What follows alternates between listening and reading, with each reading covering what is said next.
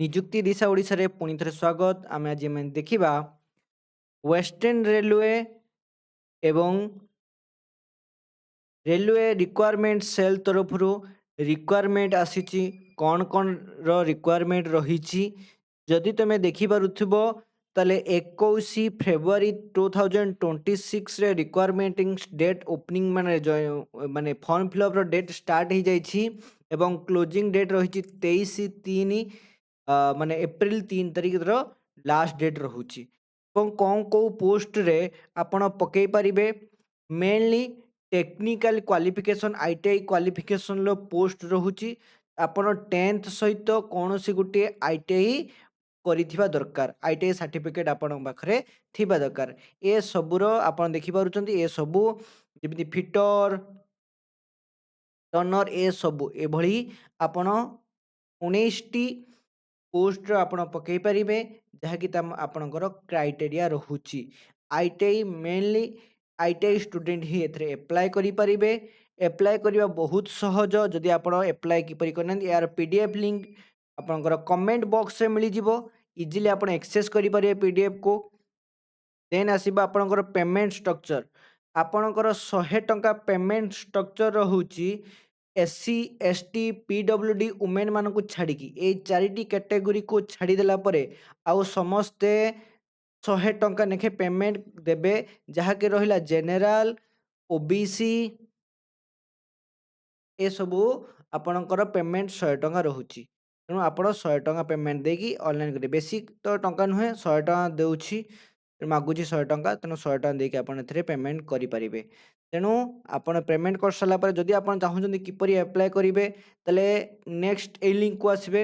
ଏଇ ଲିଙ୍କରେ ଆପଣଙ୍କର ପୁରା ଡିଟେଲ୍ସ ସବୁ ଦିଆଯାଇଛି, କେଉଁଠି କିପରି ଆପଣ କ'ଣ କରିବେ। ଏଇ ଲିଙ୍କରେ ତୁମେମାନେ ଯଦି ଦେଖିପାରୁଥିବ କ୍ଲିକ୍ ଟୁ ଆପ୍ଲାଏ ଅନଲାଇନ୍, ଏଠି ଆପଣ କ୍ଲିକ୍ କଲା ପରେ ଆପଣ କ'ଣ କରିପାରିବେ ନା ଆପ୍ଲାଏ କରିପାରିବେ। ଏବଂ ଯଦି ଆପଣ ଜାଣୁଛନ୍ତି କିପରି ଇନଷ୍ଟ୍ରକ୍ସନ୍, ତାହେଲେ ଏଇ ଦେଖିପାରୁଛନ୍ତି ଡାଉନଲୋଡ଼ିଂ ନୋଟିଫିକେସନ୍, ଏଠି ବି ଆପଣ ଡାଉନଲୋଡ଼ିଂ, ଏହାର ଲିଙ୍କ୍ ବି ମୁଁ ତୁମକୁ କମେଣ୍ଟ ବକ୍ସରେ ହିଁ ଦେଇଦେବି।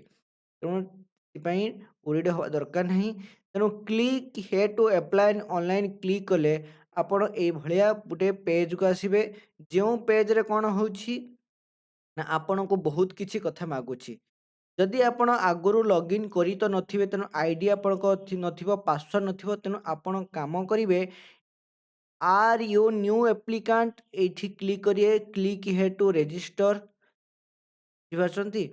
ତେଣୁ କ୍ଲିକ୍ ହିୟର୍ ଟୁ ରେଜିଷ୍ଟର, ତେଣୁ ରେଜିଷ୍ଟରରେ କ୍ଲିକ୍ କଲା ପରେ ଆପଣଙ୍କୁ ଏଇଭଳିଆ ୱେବସାଇଟ୍କୁ ଯିବାକୁ ପଡ଼ିବ। ରେଜିଷ୍ଟର ଫର୍ମରେ ଗଲା ପରେ ଆପଣଙ୍କୁ ଏଠି ଆପଣଙ୍କର ନିଜ ନିଜ ଷ୍ଟେଟ୍, ଯେଭଳିଆ ଆମର ଓଡ଼ିଶା ହେଉଛି ଆମ ଷ୍ଟେଟ୍, ଓଡ଼ିଶାରେ ଆମେ ଓଡ଼ିଶା କ୍ଲିକ୍ କଲେ ଦେନ୍ ଆପଣଙ୍କର ଆଧାର କାର୍ଡ଼ ଅଛି କି ନାହିଁ। ଯଦି ଆପଣଙ୍କର ଆଧାର କାର୍ଡ଼ ନମ୍ବର, ସମସ୍ତଙ୍କ ତ ଆଧାର କାର୍ଡ଼ ନମ୍ବର ଅଛି, ତେଣୁ ଆଧାର କାର୍ଡ଼ ନମ୍ବର ଦେଇକି ଆପଣ ଆପ୍ଲାଏ କରିପାରିବେ। ଏଠି ଆପଣଙ୍କର ଆଧାର କାର୍ଡ଼ ନମ୍ବର ଆପଣ ଟାଇପିଂ କରିବାକୁ ପଡ଼ିବ। ଯଦି ଆପଣ କ୍ଲିକ୍ କରୁଛନ୍ତି no I have not Aadhaar card ହେଲା, ତେଣୁ ଆପଣ ଆଧାର କାର୍ଡ଼ର ଯଦି ନାହିଁ ଆପଣଙ୍କର, ତେଣୁ ଆଧାର କାର୍ଡ଼ର ଏନରୋଲମେଣ୍ଟ ନମ୍ବର ଥିବ, ଦେଖନ୍ତୁ ଆଧାର କାର୍ଡ଼ ନମ୍ବର ନଦେଲେ ଆଧାର କାର୍ଡ଼ର ଏନରୋଲମେଣ୍ଟ ନମ୍ବର ଗୋଟେ ଥିବ, ସେଠି ଆପଣ କ୍ଲିକ୍ କରିକି ଦେଇପାରିବେ।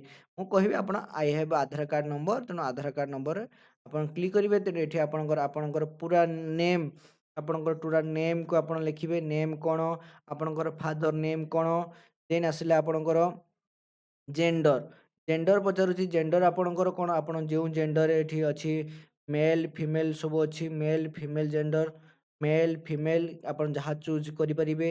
ଦେନ୍ ଆସିଲା ଆପଣଙ୍କର କମ୍ୟୁନିଟି, କେଉଁ କମ୍ୟୁନିଟିରେ ଆପଣ ବିଲଙ୍ଗ କରୁଛନ୍ତି, SC ST general, OBC EWS। ମୁଁ କହିଦେଉଛି SC ST EWS ପାଇଁ ଛାଡ଼, OBC ଆଉ UR ପାଇଁ 100 ଟଙ୍କା ଲେଖେ ଚାର୍ଜେସ୍। ଦେନ୍ ଆସିଲା ଆପଣଙ୍କର ଇମେଲ୍ ID, ଏଠି ଆପଣ ଇମେଲ୍ ID କ୍ଲିକ୍ କରିବେ। ଇମେଲ୍ ID ଆପଣ ଲେଖିବେ, ମୋବାଇଲ୍ ନମ୍ବର ଲେଖିବେ, ପୁଣି ଦେନ୍ ଆପଣ ସେକେଣ୍ଡ ଟାଇମ୍ ପୁଣି ଇମେଲ୍ ID ଲେଖିବେ, ପୁଣି କନଫର୍ମ ଇମେଲ୍ ID କି ଲେଖିବେ। ଦେନ୍ ଆସିଲା ଆପଣଙ୍କ ଡେଟ୍ ଅଫ୍ ବାର୍ଥ, ଏଠି କ୍ଲିକ୍ କରିକି ଆପଣ ଡେଟ୍ ଅଫ୍ ବାର୍ଥ ଟାଇପିଂ କରିବେ। ଆପଣଙ୍କର 21/3/2026 ସୁଦ୍ଧା ଆପଣଙ୍କୁ କେତେ ଡେଟ୍ ରହୁଛି ସେ ଆପଣ ଦେଖିବେ। ଯଦି ଆପଣଙ୍କର ଫିଜିକାଲ୍ ହ୍ୟାଣ୍ଡିକ୍ୟାପ୍ଟ ଅଛନ୍ତି, ଆପଣ କୌଣସି ବିକଳାଙ୍ଗ ଅଛନ୍ତି, ତାହେଲେ ୟେସ୍ ଉପରେ କ୍ଲିକ୍ କରିବେ, ନହେଲେ ନୋ ଉପରେ କ୍ଲିକ୍ କରିଦେବେ।